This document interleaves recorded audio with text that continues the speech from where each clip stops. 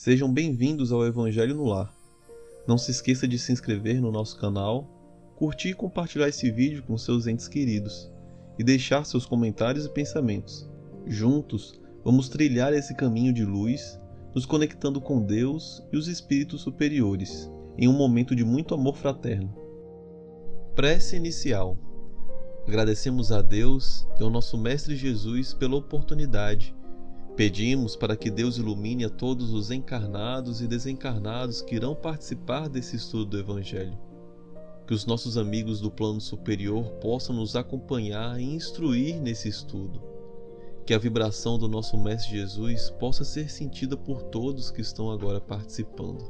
Que assim seja. O ponto de vista. A ideia clara e precisa que se faz da vida futura dá uma fé inabalável no futuro. E essa fé tem enormes consequências sobre a moralização dos homens, uma vez que muda completamente o ponto de vista sob o qual encaram a vida terrena. Para aquele que se coloca pelo pensamento na vida espiritual, que é infinita, a vida corporal não é mais do que uma passagem, uma curta permanência em um país ingrato. Os reveses e as amarguras da vida terrena não são mais do que incidentes que recebe com paciência, pois sabe que são de curta duração e devem ser seguidos por um estado mais feliz. A morte não tem mais nada de assustador, não é mais a porta do nada, mas a da libertação que abre para o exílio, a entrada de uma morada de felicidade e de paz, sabendo que está num lugar temporário e não definitivo, recebe as preocupações da vida com mais tolerância, resultando daí, para ele, uma calma de espírito que suaviza a amargura. Sem a certeza da vida futura, o homem concentra todos os seus pensamentos na vida terrena. Incerto quanto ao futuro, dedica tudo ao presente, não enxergando bens mais preciosos do que os da terra. Faz como a criança que não vê as outras coisas além dos seus brinquedos. Eis porque tudo faz para conseguir os únicos bens que para ele têm valor. A perda de menor de seus bens é um doloroso desgosto, um descontentamento, uma esperança frustrada, uma ambição não satisfeita, uma injustiça de que é vítima. A vaidade ou orgulho feridos constituem os tormentos que fazem de sua vida uma eterna angústia, entregando-se assim, voluntariamente, a uma verdadeira tortura todos os instantes. Sob o ponto de vista da vida terrena, no centro do qual o homem está colocado, tudo toma ao seu redor enormes proporções. O mal que o atinja, assim como o bem que toque aos outros, tudo adquire aos seus olhos uma grande importância, tal como para aquele que está no interior de uma cidade. Tudo parece grande. Os homens que ocupam os altos cargos e também os monumentos, mas, ao subir uma montanha, homens e coisas vão lhe parecer bem pequenos. Assim ocorre com aquele que encara a vida terrena do ponto de vista da vida futura. A humanidade, como as estrelas do firmamento, perde-se na imensidão. Percebe, então, que grandes e pequenos se confundem como formigas sobre um monte de terra, que proletários e soberanos são da mesma estatura, e lamenta que as criaturas frágeis e transitórias se preocupam tanto para conseguir um lugar que os eleve tão pouco e que por tão pouco tempo conservarão. Assim é que a importância atribuída aos bens terrenos está sempre na razão inversa da fé na vida futura. Se for desse modo, ninguém mais se ocupando das coisas da terra, tudo correrá perigo. É o que se pode pensar. Mas não é assim. Instintivamente, o homem procura o seu bem-estar e, mesmo tendo a certeza de só ficar num lugar por pouco tempo, ele ainda quererá estar o melhor ou o menos mal possível. Não há ninguém que, achando um espinho debaixo de sua mão, não atire para não se picar. Portanto, a procura do bem-estar força o homem a melhorar todas as coisas, impulsionando o que é pelo instinto do progresso e da conservação que está nas leis da natureza. Ele trabalha, portanto, por necessidade, por gosto e por dever. e com isso realiza os planos da providência, que o colocou na Terra com esse objetivo. Só aquele que considera a vida futura pode atribuir ao presente uma importância relativa e se consolar facilmente com seus insucessos, pensando na sorte que o aguarda. Deus não condena, portanto, os prazeres terrenos, mas, sim, o abuso que dele se faça em prejuízo das coisas da alma. É contra esse abuso que se devem acautelar os que ouvem estas palavras de Jesus: meu reino não é deste mundo. Aquele que concentra seus pensamentos na vida terrena é como um homem pobre que perde tudo o que possui e se desespera, ao passo que aquele que crê na vida futura é semelhante a um homem rico que perde uma pequena soma sem se perturbar. O Espiritismo alarga o pensamento do homem e abre-lhe novos horizontes, mostrando-nos que esta vida é apenas um elo do conjunto de grandiosidade e harmonia da obra do Criador, ao invés da visão estreita e mesquinha que faz com que o homem se concentre na vida presente, como se ela fosse o único e frágil eixo do seu futuro para a eternidade. Mostra os laços que unem todas as existências de um mesmo ser, todos os seres de um mesmo mundo e os seres de todos os mundos. Dá, assim, uma base e uma razão de ser a fraternidade universal, enquanto a doutrina da criação da alma, no momento do nascimento de cada corpo, torna todos os seres estranhos uns aos outros.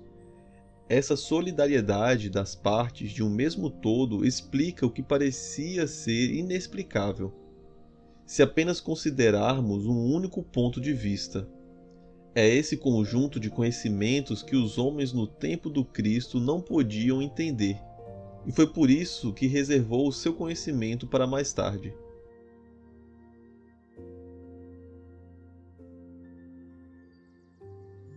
Esse texto do Evangelho segundo o Espiritismo fala sobre a gente acreditar na vida futura, na vida após a morte.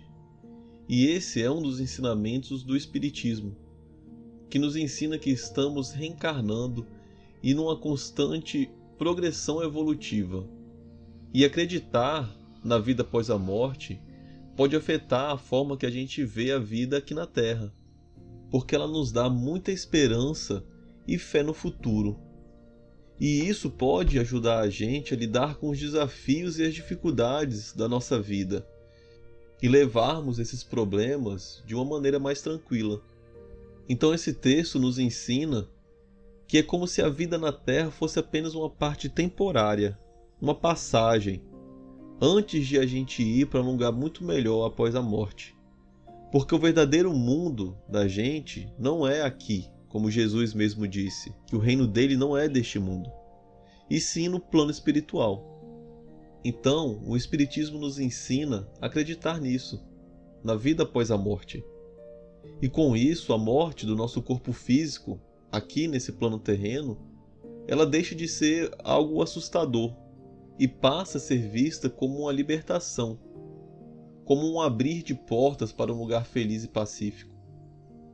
E sabendo que estamos aqui por um tempo limitado, a gente começa a aceitar as preocupações da vida com mais calma e paciência, o que nos ajuda a enfrentar melhor as dificuldades do nosso dia a dia. Mas por outro lado, se a gente não acredita na vida após a morte e focamos apenas nessa vida na Terra, a gente acaba se preocupando demais com as coisas materiais, como a riqueza, o sucesso, os prazeres desse mundo. E Deus não condena esses prazeres, mas sim um abuso que a gente possa fazer deles, e que isso possa prejudicar a nossa evolução espiritual, como por exemplo um vício em algo que traz prazer. Isso pode acarretar problemas futuros que iremos precisar enfrentar para poder reparar isso. Então, se a gente não acredita na vida após a morte, perdemos a noção de que a vida na Terra é curta e temporária, e acabamos nos concentrando muito no que temos aqui. E isso pode levar a gente ficar angustiado quando as coisas não correm como a gente esperava, como por exemplo os objetivos pessoais, as conquistas e os sonhos que desejamos realizar. Quando isso não acontece, nos deixa angustiados, nos deixa frustrados. e daí pode gerar problemas como ansiedade e depressão. Mas a ideia central não é que a gente foque também 100% só na vida futura, na vida após a morte, mas sim que devemos equilibrar a nossa busca pelo bem-estar aqui com a compreensão de que a vida após a morte é importante, porque dessa forma a gente pode melhorar as coisas aqui na Terra, mas sem se apegar de forma exagerada a elas, sabendo que a vida futura também é valiosa. A gente tem que levar em consideração que vivemos a lei de causa e efeito, e que muitos dos nossos problemas que a gente vive hoje são consequências de erros que cometemos no passado. Entender isso e compreender que estamos aqui de forma transitória faz com que a gente leve essas situações de forma mais leve, sabendo que precisamos passar por elas, mas que logo tudo passará. E por outro lado, se estamos muito bem de vida aqui nesse plano material, temos que levar em conta que se assim estamos, é porque Deus permitiu que possamos assim estar para poder auxiliar e ajudar o próximo, e que não devemos cometer abusos. Então, meus amigos, o Espiritismo nos ensina a ampliar nosso pensamento, mostrando que a vida na Terra é apenas uma parte de algo muito maior, um elo na grande obra do Criador, lembrando sempre da importância da fraternidade universal, ou seja, sermos bons uns com os outros, porque todos estamos conectados de alguma forma. E com isso encerro meus comentários. Se estiver em grupo e quiser fazer seus comentários, esse é o momento. Pause o vídeo e depois retorne.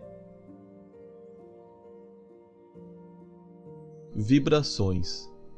De olhos fechados, vibremos em harmonia por muito amor, paz e equilíbrio para toda a humanidade. Pela implantação do Evangelho em todos os lares, pelo equilíbrio e paz de todas as famílias, pelo perdão e a concórdia dos que sintetizam conosco, visualizando a união e a amizade mútuas, pela cura e sustentação dos familiares e amigos, pelos presentes na reunião, pelos familiares e amigos desencarnados, pelo lar onde está sendo feito o Evangelho.